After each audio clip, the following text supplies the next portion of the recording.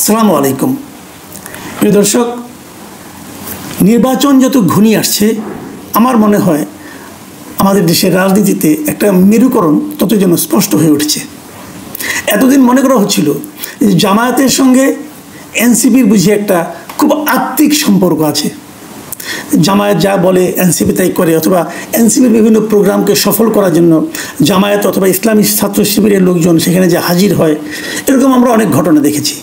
এবং এনসিপির যতগুলো সফল প্রোগ্রাম ছিল, আপনারা মনে করতে পারবেন আওয়ামী লীগকে নিষিদ্ধ করার জন্য এনসিপির যে প্রোগ্রামগুলি ছিল শাহবাগে এবং যমুনার সামনে, অনেকেই বলেন সেই প্রোগ্রামগুলো নাকি সফল হয়েছিল ছাত্র শিবিরের উপস্থিতির কারণে। তারা যখন বিভিন্ন জেলা পর্যায়ে যে প্রোগ্রাম করলো, সেখানেও নাকি ছাত্র শিবিরের লোকজন বিপুল উপস্থিতি ছিল তাদের সব প্রোগ্রামকে সফল করার জন্য। এবং অনেকে এমনও ভেবেছিল আগামী নির্বাচনে হয়তো তাদের মধ্যে একটা জোটও হতে পারে। কিন্তু আমরা বিরোধটা দেখলাম কিছুদিন আগে, গত সেপ্টেম্বরে জামায়াত যখন 5 দফার দাবিতে আন্দোলন শুরু করলো, তখন তাদের সঙ্গে যুগপৎ আন্দোলনে যারা ছিল সেখানে এনসিপির উপস্থিতি ছিল না, তারা অনুপস্থিত ছিল। এবং তাদের সঙ্গে মূলত একটা বিরোধ ছিল, সেটা পিয়ার নিয়ে। এনসিপি বলছিল তারা পিয়ার পদ্ধতিতে চায়, পিয়ার পদ্ধতির বাস্তবায়ন চায় উচ্চ কক্ষে। আর জামায়াতে ইসলাম সহ আরও অন্য যাদের সঙ্গে যারা আন্দোলন করেছিল তারা বলছিল তারা পিয়ার পদ্ধতি নিম্ন কক্ষেও চায়, মানে যে পার্লামেন্ট ইলেকশন সেখানেও তারা পিয়ার পদ্ধতি চায়। এই বিরোধটা শুরু হলো। তারপর আমরা দেখলাম যে ধীরে ধীরে তাদের জন্য দূরত্ব বাড়তে থাকলো। 16 তারিখে, গত শুক্রবার, এই মাসের 16 তারিখে প্রধান উপদেষ্টা যখন একটা জরুরি মিটিং ডাকলেন এই ঐক্যমত্য কমিশনের ব্যানারে, এবং সেখানে সমস্ত রাজনৈতিক দল গেল, জামাতও গিয়েছিল, এনসিপিও গিয়েছিল, বিএনপি সবাই গিয়েছিল। সেখানে প্রধান উপদেষ্টা বললেন ফেব্রুয়ারিতে নির্বাচন হবে এবং শুক্রবারে সেটার স্বাক্ষর হবে। শুক্রবার মানে গত পরশু দিন, তো শুক্রবারে স্বাক্ষর হবে এবং ফেব্রুয়ারিতে নির্বাচন হবে। এবং সেখানেই এনসিপির পক্ষ থেকে বলা হলো যে তারা যেভাবে এখন মানে আপনার এটা জুলাই সনদটা প্রণয়ন করা হয়েছে, তারা এখানে স্বাক্ষর করবে না, তারা আইনগত ভিত্তি ছাড়া স্বাক্ষর করবে না। জামায়াতও আপত্তি করলো, কিন্তু জামায়াত আবার এটা বললো তাদের স্বাক্ষর করবে না, একদম স্পষ্ট করে কিছু বললো না। তারা বললো তারা শুক্রবার অনুষ্ঠানে যাবেন, স্বাক্ষর করবেন কি করবেন না সেটা পরে দেখা যাবে। ঠিক আছে, তারা শুক্রবার অনুষ্ঠানে এনসিপি গেল না শেষ পর্যন্ত। অনেক বলাবলি হয়েছে তাদের দাবি নিয়ে, অনেক অনেক নাটক হয়েছে, আপনারা দেখেছেন। এবং শেষ পর্যন্ত এনসিপি সেই প্রোগ্রামে যায়নি, জামাত গিয়েছে এবং স্বাক্ষর করেছে।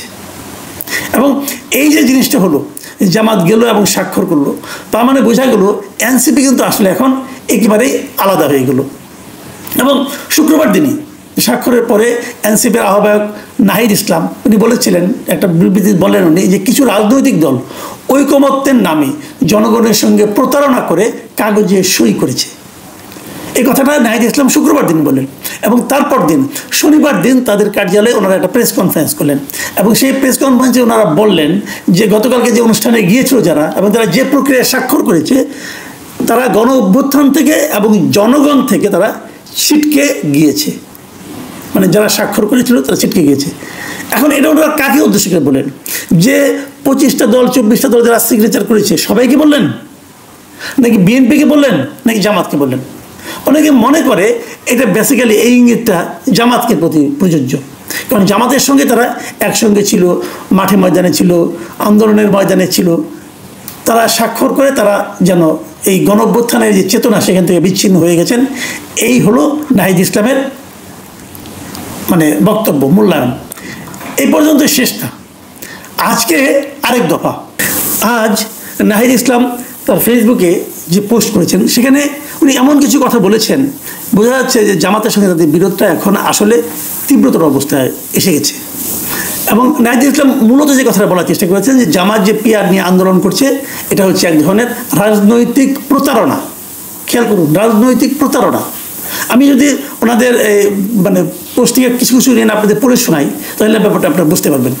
তিনি লিখেছেন যে এই যে মানে পিয়ারের যে আন্দোলনটা, উনি বলছেন যে এই আন্দোলনটি ইচ্ছাকৃতভাবে গঠিত হয়েছিল ঐকমত্য কমিশনের সংস্কার প্রক্রিয়া ভ্রান্ত পথে চালিত এবং জনগণের অভ্যুত্থানের পরিপ্রেক্ষিতে রাষ্ট্র ও সংবিধান পুনর্গঠন সংক্রান্ত জাতীয় সংলাপ ভিন্ন খাতে প্রবাহিত করার জন্য। মানে ঐকমত্য কমিশন যে সংস্কার প্রক্রিয়া শুরু করছে, এটাকে ভিন্ন খাতে প্রবাহিত করার জন্যই জামাত ইসলামী এই পিয়ার আন্দোলনটা শুরু করেছিল। এটা কিন্তু একটা ভয়ঙ্কর অভিযোগ। কিন্তু যে অভিযোগ নিয়ে জামাত অগ্রসর হচ্ছে, সেই অভিযোগটাকে বলছে যে টোটাল সংস্কার প্রক্রিয়াকে নাকি এটাকে ভিন্ন খাতে প্রবাহিত করছিল। এবং শুনুন তারা কি বলছে, উনি বলছেন যে আমরা এমন ভিত্তিগত সংস্কারের চারপাশে একটি গণ আন্দোলন গড়ে তোলার চেষ্টা করছিলাম এবং জুলাই সনদের আইনি কাঠামো বিস্তৃত জাতীয় ঐকমত্যের মাধ্যমে প্রতিষ্ঠা করতে চেয়েছিলাম, কিন্তু জামায়াত ও তার মিত্ররা এই এজেন্ডা ছিনতাই করে একে সুকৌশলে পিআর ইস্যুতে নামিয়ে আনে এবং বিষয়টি নিজেদের সংকীর্ণ দলীয় স্বার্থে দর কষাকষির হাতিয়ার হিসেবে ব্যবহার করে। তাদের উদ্দেশ্য সংস্কার ছিল না, বরং ছিল কৌশলী প্রতারণা। মানে ওনারা বলতে যাচ্ছেন জামাতের যে পলিটিক্সটা, সেই পলিটিক্সটা আসলে সংস্কারের যে দাবিটা, সেই দাবিটারই যে মৌলিক যে দৃষ্টিভঙ্গিটা তারই বিরোধী ছিল। এবং তারা এখানে আরো বলেছেন যে জামায়াত কখনোই সংস্কারমূলক আলোচনায় অংশ নেয়নি, না জুলাই অভ্যুত্থানের আগে না পরে। তারা কখনোই কোনো গঠনমূলক প্রস্তাব দেয়নি, কোনো সাংবিধানিক দৃষ্টিভঙ্গি উপস্থাপন করেনি এবং একটি গণতান্ত্রিক প্রজাতন্ত্র প্রতিষ্ঠার প্রতিশ্রুতিও দেয়নি। এই যে বিষয়গুলো, জামাতের যে আদর্শিক বিষয় নিয়েছে যে প্রশ্ন তুলল, এই প্রশ্নটা কিন্তু আমি মনে করি জরুরি। হয়তো তাদের মধ্যে কোনো একটা হিসাব বিকাশে উল্টাপাল্টা হয়েছে, হিসাব বিকাশে গরমিল হয়েছে, সেটা নিয়ে আমার কোনো কথা নেই। কিন্তু কথাটা হলো যে মানে লজিকটা, যে শব্দগুলো, যে ব্যাখ্যাটা নাহিদ ইসলাম দিচ্ছে, সেই ব্যাখ্যাটাকে আপনি ইগনোর করবেন কিভাবে? এবং এই ব্যাখ্যাটা কারা দিচ্ছে? জুলাইয়ের সংস্কার বিষয়ে জামাতের যে ভূমিকা ছিল না, জামাত যে আসলে একটা কৌশলী ভূমিকা নিয়েছিল, জামাত যে প্রতারণা করেছে, এই ব্যাখ্যাটা কে দিচ্ছে? একসময় তাদের ঘনিষ্ঠ সহযোগী যে এনসিপি, তারাই দিচ্ছে। অনেকে বলে থাকেন তাহলে জামাতকে, এদেরকে জামাত, অনেকে বলেন জামাত নাকি মিত্র হিসেবে খুবই অবিশ্বস্ত, এটা অনেকে বলেন, আমি জানি না।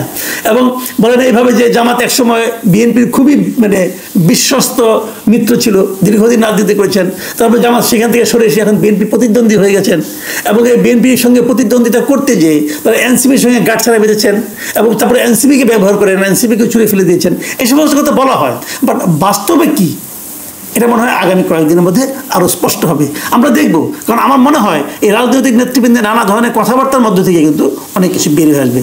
আপনারা চোখ কান খোলা রাখুন, বুঝতে পারবেন যে রাজনীতি কোন দিকে যাচ্ছে।